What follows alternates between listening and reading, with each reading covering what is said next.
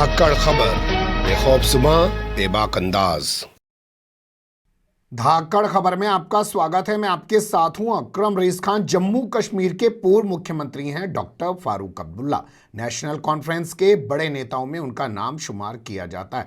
जब वो बोलते हैं देश ही नहीं दुनिया में उनकी आवाज को सुना जाता है। उनका ताज़ा बयान ये है कि देश को बचाने के लिए कांग्रेस का मजबूत होना बेहद ज़रूरी है। लेकिन जब उन्हीं के जम्मू कश्मीर से कांग्रेस के नेता कांग्रेस के खिलाफ बिगुल बजा रहे हो या गांधी परिवार के खिलाफ बिगुल बजा रहे हो, तो क्या कहा जाए कि कैसे कांग्रेस मजबूत होगी। इन दोनों चीज़ों को कैसे देखा और समझा जा सकता है कि पहले दिन गुलाम नबी आज़ाद ने G23 वाले नेताओं को जम्मू में जोड़ा और दूसरे दिन वो गुजर सम्मेलन में पहुंचे और वहां पे उन्होंने नरेंद्र मोदी की तारीफ कर दी और उसके बाद बात कही जा रही है कि कांग्रेस को मजबूत किया जाए, वो विपक्ष के नेता कह रहे हैं। तो क्या ऐसे में कांग्रेस मजबूत होगी?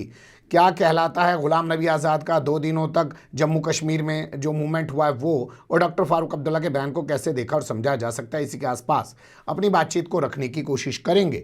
जूम के जरिए हमारे साथ श्रीनगर से जुड़ रहे हैं हारून रेशी साहब। पत्रकारिता का लंबा अनुभव रखते हैं और जम्मू कश्मीर के हालात पर, पॉलिटिकल इशूज़ पर अपनी पैनी नज़र रखते हैं। बहुत शुक्रिया सर वक्त देने के लिए।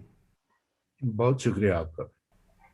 तो पहला सवाल मैं आपसे यही करना चाहता हूं सर कि डॉक्टर फारूक अब्दुल्ला जो नेशनल कॉन्फ्रेंस के बड़े नेता हैं, उनका कांग्रेस के बारे में ये बोलना कि देश को अगर बचाना है, देश की संप्रभुता को, एकता को बचाना है, उसके लिए कांग्रेस का मजबूत होना बेहद ज़रूरी है। यानी विपक्ष के एक नेता कांग्रेस की मजबूती की बात कर रहे हैं।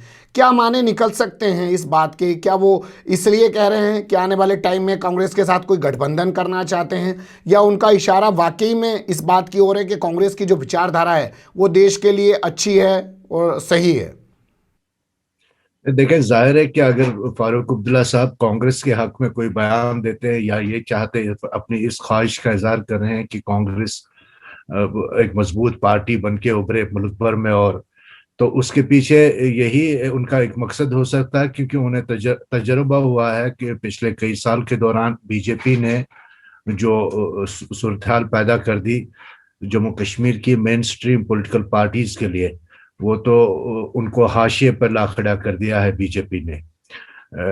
फारूक अब्दुल्ला साहब 5 अगस्त 2019 के बाद मुसलसल 6-7 माह तक पब्लिक सेफ्टी एक्ट के तहत अपने घर में बंद रहे, नजरबंद रहे। और मोदी, ये जो मोदी जी है, वजीर प्राइम मिनिस्टर मोदी हैं, तो उन्होंने कई बार कहा कि हम कश्मीर को अब्दुल्ला फैमिली और मुफ्ती फैमिली से निजात दिलाना चाहते हैं, क्योंकि उनके बकौल ये पॉलिटिकल एक्सप्लॉइटेशन करते रहे हैं। तो जाहिर है कि ऐसी सिचुएशन में फारूक अब्दुल्ला चाहेंगे कि कांग्रेस मजबूत हो, और ताकि उनका जो सियासी मुस्तकबिल है वो महफूज रह सके। पिछले 2-3 साल के दौरान बहुत सारी मुश्किलात पैदा हो गई हैं कश्मीर की मेन स्ट्रीम पॉलिटिकल पार्टीज के लिए, जिनमें नेशनल कॉन्फ्रेंस सर फहरिस्त है। बल्कि ये माना जाता है कि एक ग्रास रूट लेवल पार्टी होने के बावजूद आज ये पार्टी जम्मू कश्मीर में बहुत कमज़ोर हालत में है, और इसकी वजह जो पिछले 2 साल के दौरान गवर्नमेंट ऑफ इंडिया की या मोदी सरकार की जो पॉलिसियां हैं, उसके नतीजे में इनकी साख को बहुत दचका पहुंचा। तो ऐसी सूरत हाल में फारूक अब्दुल्ला का ये बयान मुझे काबिल फहम है।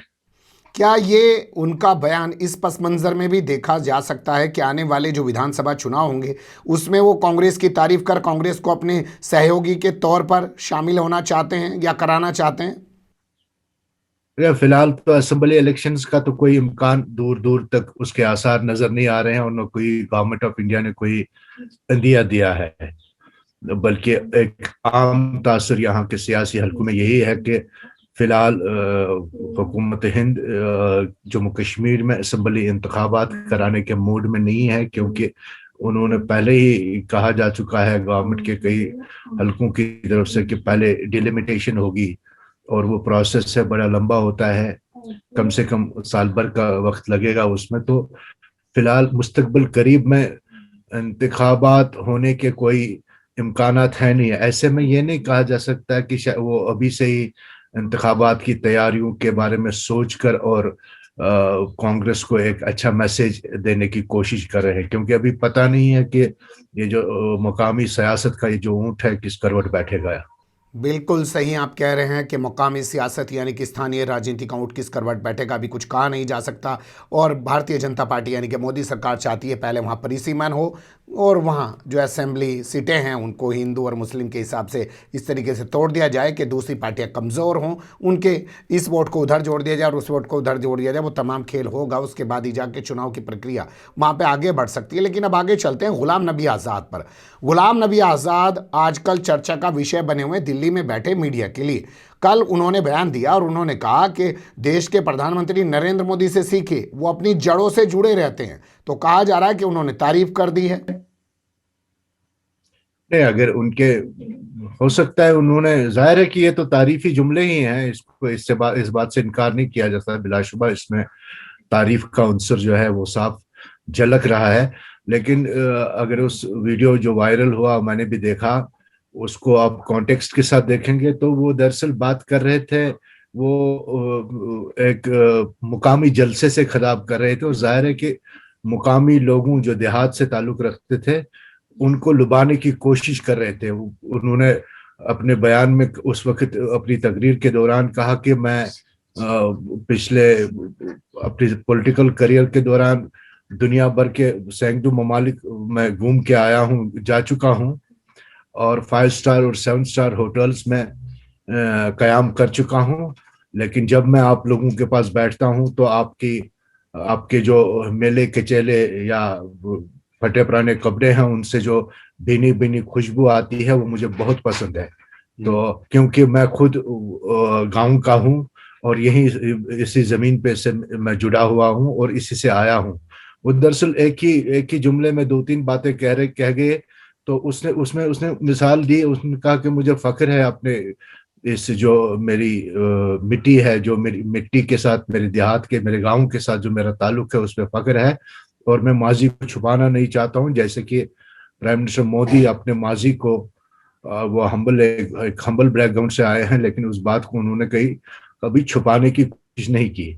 अब ये मुनहसर है आप पे बहसत सियासी मुबस्सिर के, आप इसके क्या माने निकालेंगे। लेकिन हाँ, इसमें कोई शक नहीं कि उन्होंने तारीफ की, लेकिन हकीकत यह भी है कि उन्होंने साथ में यह भी कहा, उसके बाद एक और जुमले में उन्होंने यह भी कहा कि हालांकि हमारे पॉलिटिकल ये जो आइडियोलॉजीज है या पॉलिटिकल डिफरेंसेस हैं वो हैं, मोदी के साथ हमारे डिफरेंसेस हो सकते हैं, लेकिन मैं उनकी इस पर बहुत तारीफें करता हूं कि वो अपने माजी को छुपाते नहीं है, छुपाने की कोशिश नहीं की उन्होंने। हो सकता है वो गांधी परिवार को भी इससे एक तीखावार शायद वो कर रहे हों इससे, क्योंकि ये एक तासुर है कि जो टॉप लीडरशिप है कांग्रेस पार्टी की वो उसकी दिल और जुबान जो है वो दो मुतजाद चीजें हैं। जी, आप कह रहे हैं कथनी और करनी में फ़र्क है गांधी परिवार की, और उसको दोनों चीज़ें अलग अलग दिखाई देती हैं, इसलिए ये उस पर कटाक्ष कर रहे हैं। लेकिन मैं आपसे एक सीधा सा समझना चाहता हूँ, पार्लियामेंट में जिस वक्त गुलाम नबी आज़ाद जा रहे हैं पार्लियामेंट छोड़ के, उस वक्त नरेंद्र मोदी ने एक भावुक भाषण दिया, उसके जवाब में गुलाम नबी आज़ाद ने भी एक भावुक भाषण दिया और दोनों ने एक दूसरे की तारीफ़ की। और अब बाहर निकल के गुलाम नबी आज़ाद जो है इस तरीके की बात कर रहे हैं, प्रधानमंत्री नरेंद्र मोदी की फिर तारीफ़ कर रहे हैं। कहीं ऐसा तो नहीं है कि उनका वाकई में झुकाव बीजेपी की तरफ हो गया है, या बीजेपी अपने मीडिया के जरिए उनका झुकाव अपने प्रति दिखाकर उनकी इमेज को खत्म करना चाहती है कश्मीर के अंदर? नहीं, देखिए, वसूख के साथ इस सवाल के जवाब में कुछ कहा नहीं जा सकता, लेकिन ये सही है कि जब से वो पार्लियामेंट की आखिरी स्पीच पे जो प्राइम मिनिस्टर ने उनके हक में जो अल्फाज कहे, तो उसके नतीजे में एक तासुर यकीनन ये पैदा हुआ कि शायद वो प्राइम मिनिस्टर एक नरम गोशा रखते हैं उनके तय। और ये भी अफवाहें उड़ी थी बीच में, बल्कि कई संजीदा लोगों ने इस पे ट्वीट वगैरह किया। उन्होंने कहा कि शायद इसको राजभवन जो जम्मू कश्मीर में राजभवन में भेजा जा रहा है गवर्नर बना के। लेकिन वसूख के साथ ऐसी कोई ये है नहीं, बल्कि इसके चंद दिन बाद ही, पार्लियामेंट स्पीच के चंद दिन बाद ही गुलाम नबी आज़ाद ने खुद भी कहा था जिस दिन कश्मीर में काली बर्फ गिरेगी उसी दिन वो बीजेपी को ज्वाइन करेगी। यानी उन्होंने इस इम्कान को मुकम्मल तौर पर मुस्तरद कर दिया था। लेकिन बहरहाल ये सियासत है, ये तो हम हमेशा देखते रहे हैं कि यहाँ मौका परस्ती और मौका परस्तों का बोलबाला रहता है, और कहीं वैसे भी एक मकौला है सियासत में, कोई परमानेंट दुश्मन या परमानेंट दोस्त नहीं होता है। लेकिन वसू के साथ जाहिर है कुछ नहीं कहा जा सकता। बिल्कुल सही मुद्दा आप उठा रहे हैं कि राजनीति में कोई दोस्त या दुश्मन लंबे समय तक नहीं होता है। परसों भी उन्होंने जो G23 की मीटिंग बुलाई अपने यहाँ जम्मू में, और उसमें भी उन्होंने क्लियर किया, उन तमाम नेताओं ने क्लियर किया कि हम कांग्रेस ही हैं और कांग्रेस हमारी है। यानी कि उन्होंने वहां से भी मैसेज देने की कोशिश की, लेकिन अगले ही दिन उनका इस तरीके का बयान आ जाता है तो बहुत सारे सवाल खड़े हो जाते हैं। लेकिन अब मैं अगले सवाल की तरफ जाना चाहता हूं। परसों जो उन्होंने वहां किया जम्मू में, G23 के नेताओं को वहां पर जोड़ा दिखाया, वो क्या मैसेज देना चाहते हैं उससे? हाँ बिल्कुल, उस जम्मू की उस तकरीब में कांग्रेस के कई बड़े चेहरे दिखाई दिए हमें, कपिल सिब्बल से लेकर आनंद शर्मा और भूपिंदर सिंह बोडा से लेकर राज बब्बर और मनीष तिवारी तक बड़े लोग, और आजाद साहब तक सारे बड़े लोग थे जमा हुए। ये अपने आप में बड़ी बात थी, और ये भी उसमें एक फुटनोट लगाया गया था कि ये कांग्रेस की ऑफिशियल तकरीब नहीं है जी। और इस तकरीब में खिताब करते हुए खुलेआम खास तौर से आनंद शर्मा और कपिल सिब्बल ने खुल के ये एतराफ किया कि कांग्रेस पार्टी कमजोर हो गई है। उनका कहना था कि पिछले 10 साल के दौरान ये बहुत कमजोर हो गई है, लेकिन उन्होंने साथ ही कहा कि हम मिलजुल कर इसको मजबूत करना चाहते हैं, और उन्होंने ये भी कहा कि इसीलिए हम यहाँ पे जमा हुए हैं। लेकिन और इसके जवाब में अगर कांग्रेस के जो दिल्ली में तर्जुमान हैं अभिषेक मानव सिंघवी साहब, तो उन्होंने भी इसके जब उनसे पूछा गया तो उन्होंने भी बड़े मोहतात अल्फाज का इस्तेमाल किया। उन्होंने कहा जो लोग जम्मू में थे वो कांग्रेस फैमिली के, जाहिर है कि दोनों साइड से बहुत फूंक फूंक के अल्फाज का चुनाव इस्तेमाल किया जा रहा है।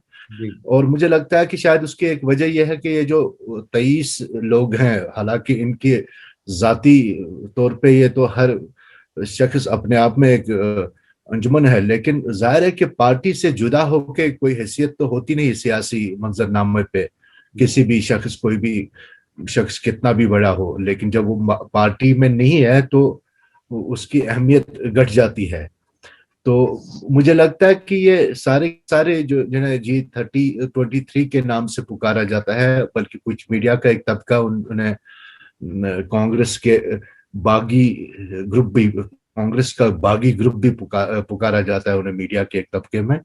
तो मुझे लगता है कि ये दोनों चीजों को हाथ में रखना चाहते हैं। कांग्रेस की एक जो टॉप लीडरशिप है, हाईकमान है, उसको भी एक हद से ज्यादा नाराज नहीं करना चाहते हैं, लेकिन दूसरी तरफ अपनी सियासी कुव्वत का, अपनी मुश्तरका सियासी कुव्वत का मुजाहरा भी करना चाहते हैं। जो जाहिर है कि जम्मू फंक्शन का तो इससे यही एक मकसद रहा होगा, वो अपनी सियासी कुव्वत का जो है उसका मुजाहरा करना, अदरवाइज इस फंक्शन का तो कोई मतलब था नहीं। बिल्कुल सही कह रहे हैं कि इस फंक्शन का कोई मतलब तो और निकल नहीं सकता। लेकिन क्या आपको लगता है, क्योंकि वहाँ पे खड़े हो के गुलाम नबी आज़ाद ने बोला कि मैंने पार्लियामेंट छोड़ दिया है लेकिन राजनीति नहीं छोड़ी है, और उन तमाम लोगों ने भी गुलाम नबी आज़ाद की कसीदा खानी की, एक तरीके से कहा कि वो बड़े नेता हैं, देश के हर आदमी को जानते हैं, हर राज्य को जानते हैं, कोई ऐसा मंच, कोई ऐसी जगह नहीं रही जहाँ पर उन्होंने अपना रोल प्ले ना किया और राजनीतिक व्यक्ति के तौर पर, शख्सियत के तौर पर। तो क्या ये लोग गुलाम नबी आज़ाद की बात करते हुए अपने आप को बनाए रखने की कोशिश कर रहे थे? इनकी ये मजबूरी है, इसको कैसे देखा समझा जा सकता है इनके इस पूरे बयान को? जाहिर है कि जब आप मेरे हक में 2 लफ्ज बोलेंगे तो मैं भी उसके जवाब में बोलूंगा ये बहुत बड़े हैं, आप मेरे बारे में बोलेंगे तो हम एक दूसरे की मदद करते हैं। अब अपनी तारीफ तो कोई कर नहीं सकता है, तो उसका जो साथी है वही करेगा। कपिल सिब्बल ने अपनी तकरीर में कहा कि आजाद साहब जहाज चलाना भी जानते हैं और इंजीनियर भी है, इंजन ठीक करते हैं। और उन्होंने ये भी कहा कि पार्टी के हर रियासत के हर जिले में पार्टी की ग्राउंड सिचुएशन से बखूबी वाकिफ, हालांकि सही भी हो सकता है, एक बहुत सीनियर पार्टी के लीडर हैं।